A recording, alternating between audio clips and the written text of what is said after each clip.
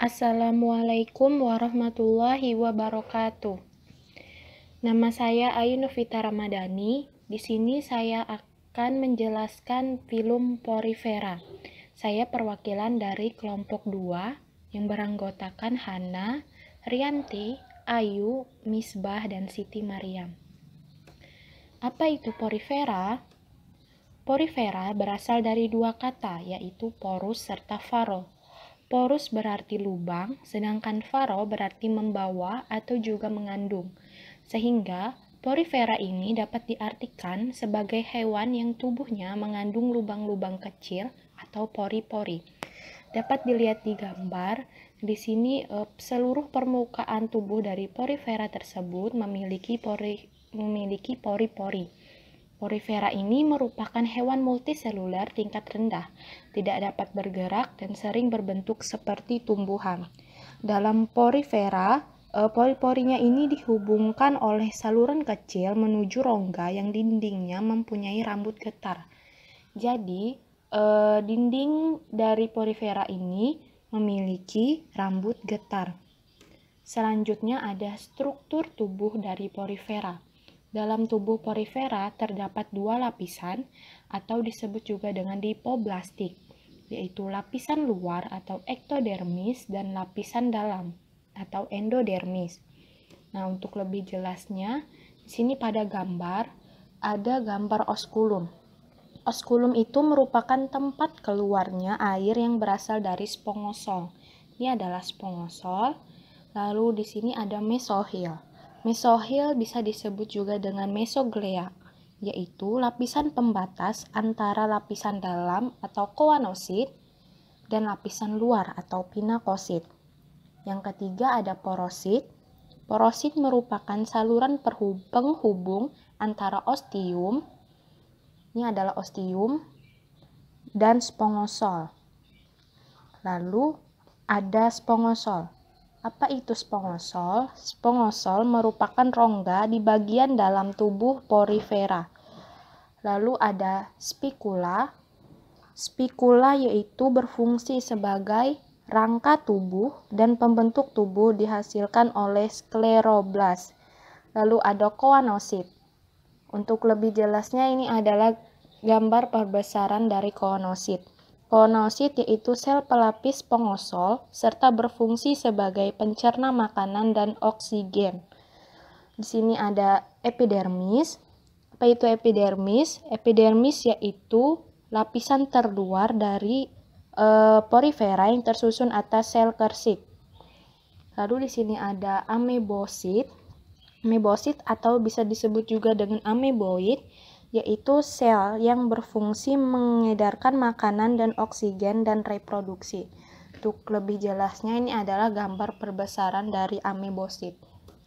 Lalu selanjutnya, tipe-tipe saluran pada porifera. Ada 3, yaitu porifera memiliki saluran air yang unik. Air yang masuk melalui dinding tubuhnya yang berpori. Sistem saluran pada porifera ada 3 tipe, yaitu askonoid, sikonoid, dan leukonoid atau ragon. Untuk lebih jelasnya kita akan melihat gambar.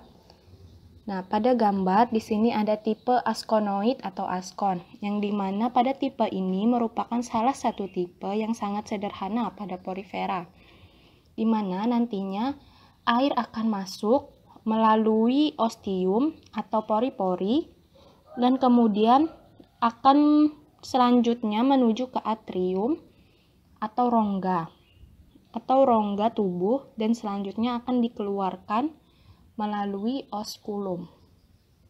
Tipe yang kedua ada sikonoid atau sikon. Dibandingkan dengan tipe askonoid, jenis ini tergolong yang lebih rumit, di mana air yang masuk melewati pori-pori atau ostium yang kemudian akan diantarkan menuju saluran radial. Ini ada saluran radial, lalu kemudian menuju ke atrium atau rongga. Ini menuju ke atrium dan akan dikeluarkan melalui oskulum. Lalu di sini ada ragon. Yang tipe yang terakhir yaitu ragon atau leukonoid, yaitu merupakan salah satu jenis tipe yang sangat kompleks dan terdapat pada porifera, di mana nantinya air akan masuk melalui pori-pori atau ostium, sel pori-pori, lalu selanjutnya akan dibawa menuju ke saluran radial yang sangat bercabang-cabang. Ini saluran radialnya bercabang. Selanjutnya akan masuk ke dalam bagian atrium. Ini bagian atrium dan akan dikeluarkan melalui osculum. Lalu selanjutnya ada klasifikasi dari porifera.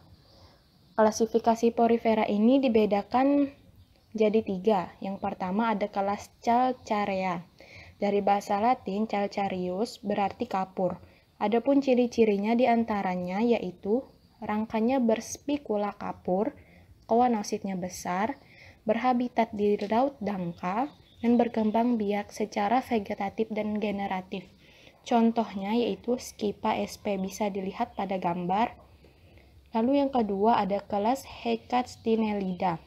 Dari bahasa Yunani, hex berarti embam dan actin berarti jari-jari, dengan spikula yang terbuat dari silikon dan bentuknya triakson. Adapun ciri-ciri diantaranya yaitu pertama, rangkanya berspikula atau sisik. 2. Habitat lebih sering ditemukan di laut dalam. 3. Tubuhnya umumnya berwarna pucat. 4. Berbentuk seperti vas, bunga, atau juga mangkuk. Bisa dilihat di sini, contohnya yaitu adalah Peronema sp.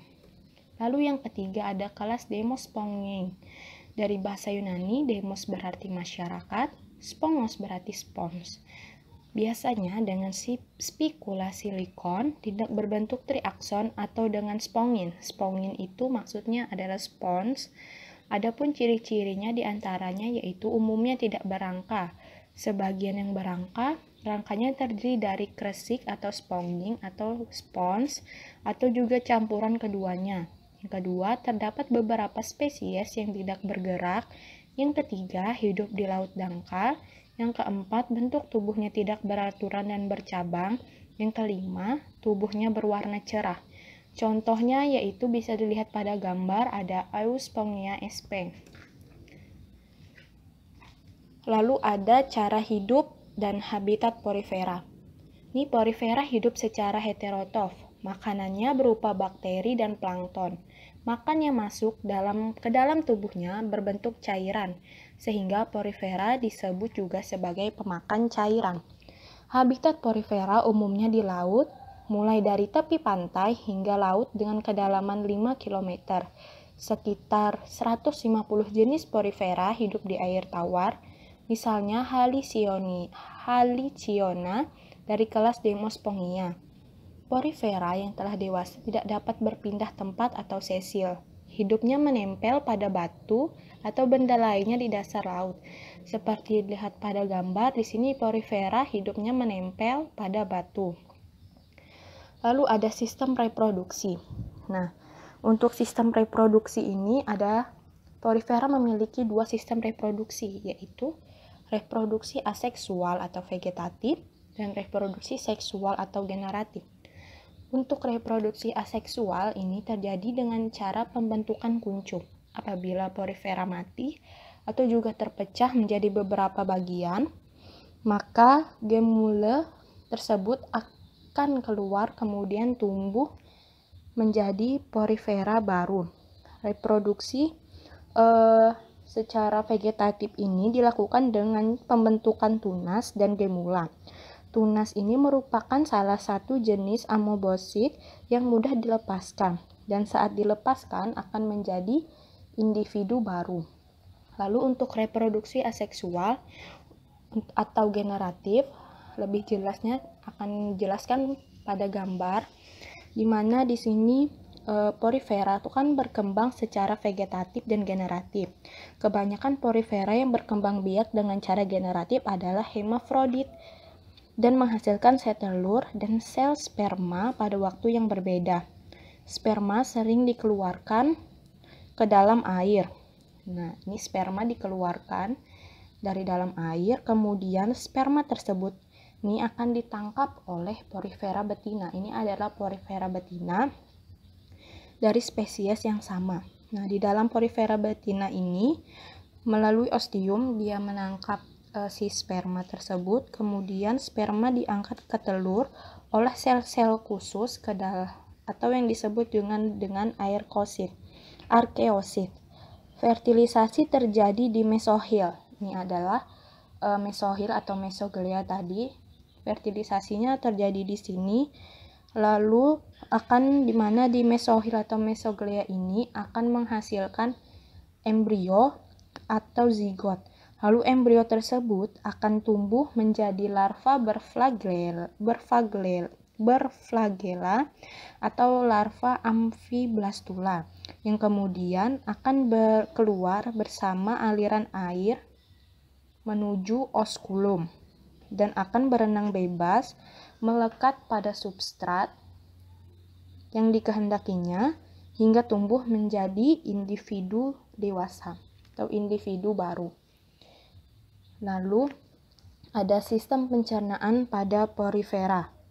Sistem pencernaan pada porifera ini sistem pencernaan makanannya terjadi secara intraselular. Nah, di sini ada pada gambar yang dimana di sini air akan masuk melalui ostium atau pori-pori, air akan masuk lalu menuju ke spongosol. Flagel mengarahkan air masuk ke koanosit. Ini flagel tadi akan mengarahkan air masuk ke koanosit. Nah, jika diperbesar koanosit seperti ini, masuk ke koanosit. Kemudian koanosit ini akan mencerna air, makanan dan oksigen yang sudah dicerna oleh koanosit ini akan diedarkan oleh ameboid. Nih, ameboid atau amebosit. Ini adalah amebositnya tadi. Jadi amebosit ini yang akan bertugas untuk mengedarkan oksigen dan makanan yang telah dicerna oleh koanosit. Lalu ada sistem pernafasan atau sistem respirasi. Sistem pernapasan atau sistem respirasi ini dengan cara memasukkan air melalui pori-pori. Nih, melalui pori-pori air akan masuk yang terdapat pada seluruh permukaan tubuhnya. Kemudian yang dimana air tersebut masuk ke dalam rongga spongosol. Selanjutnya sel koanosit atau sel leher ini berbatasan langsung dengan spongosol, yang dimana air dalam spongosol ini akan digerakkan oleh flagela yang berada di dalam sel koanosit dan akan mengalir keluar melalui oskulum. Lalu sirkulasi darah. Untuk sirkulasi darah, porifera ini tidak memiliki sistem pembuluh darah. Ia hanya mengandalkan permukaan tubuh dan selnya untuk difusi zat seperti oksigen, serta mengandalkan sel-selnya untuk pengangkutan makanan. Lalu yang terakhir ada pemanfaatan porifera, yaitu yang pertama dapat digunakan sebagai sarana dalam mengembangbiakan dan membantu hewan laut dalam memperoleh makanan. Yang kedua, dipergunakan sebagai penyaring air. Yang ketiga, dapat digunakan sebagai sebuah campuran dari bahan industri atau kosmetik. Dan yang keempat, dapat dipergunakan sebagai sebuah tempat persembunyian sejumlah hewan laut dari serangan predator. Terima kasih. Wassalamualaikum warahmatullahi wabarakatuh.